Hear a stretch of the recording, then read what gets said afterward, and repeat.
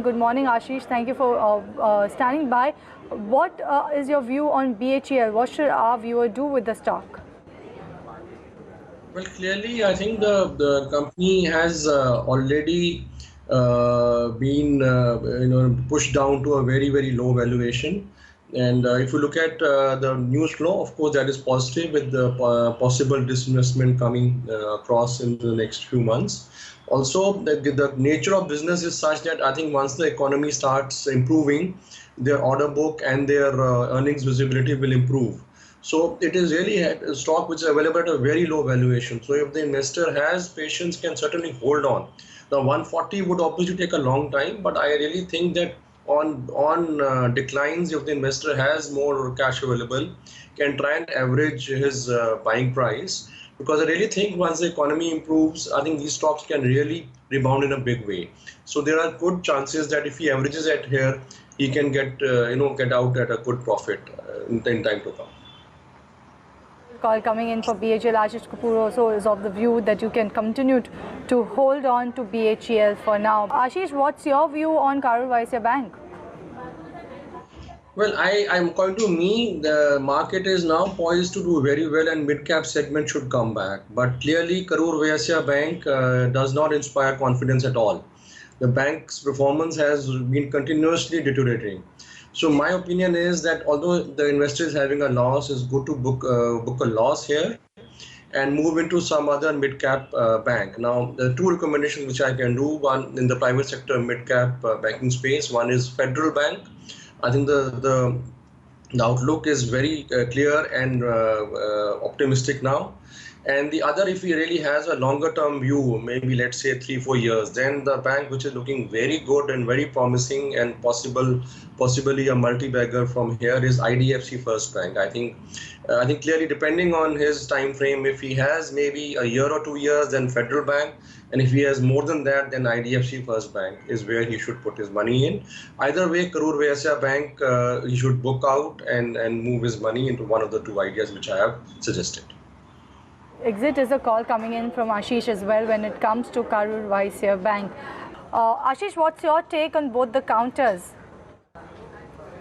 Well, Bank of Baroda is what I track. The other one, I have no idea.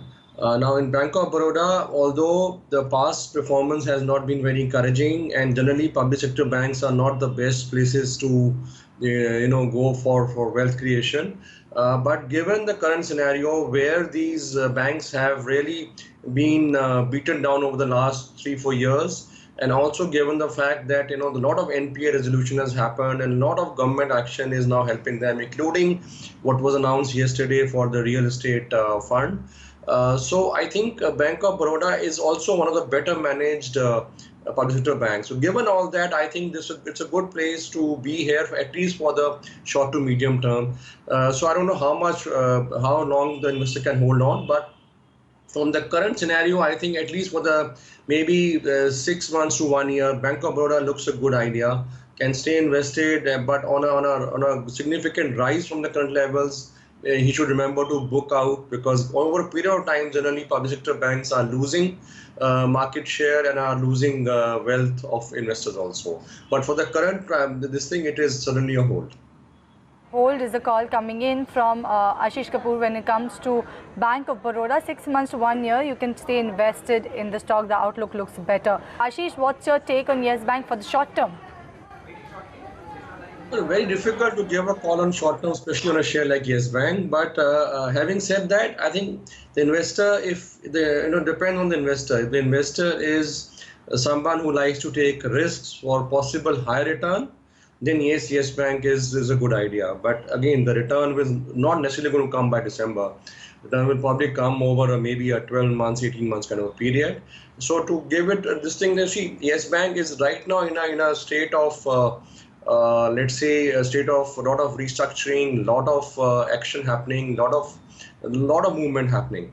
So very difficult to make a very let's say intelligent guess on where things will go. But having said that, I think if any investor wants to take a call on Yes Bank, should be prepared to take a loss. So loss could be that could keep a stop loss maybe closer to the all-time low around 30. So that is the kind of a stop loss you can keep. And if things actually fall in place, the upside can be huge. Upside can be if it actually is able to overcome this current problem of NPA ballooning and is able to get a management which inspires confidence and starts taking the bank forward. It's an excellent franchise, established bank.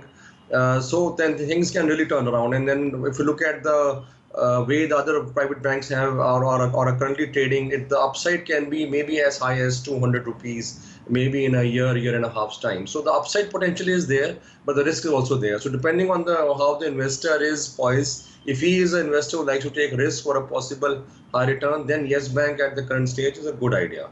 But even if you invest in it or buy more in it, keep a stop loss at around 30 rupees, because if things really go bad, this can really get merged with some other, maybe a public sector bank or something like that, where the shareholder may not get anything at all. So the worst case is actually a zero.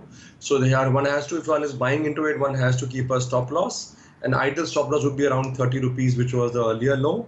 And upside potential, like I said, can be immense, can be very good, can multiply over the next 1 or 2 years.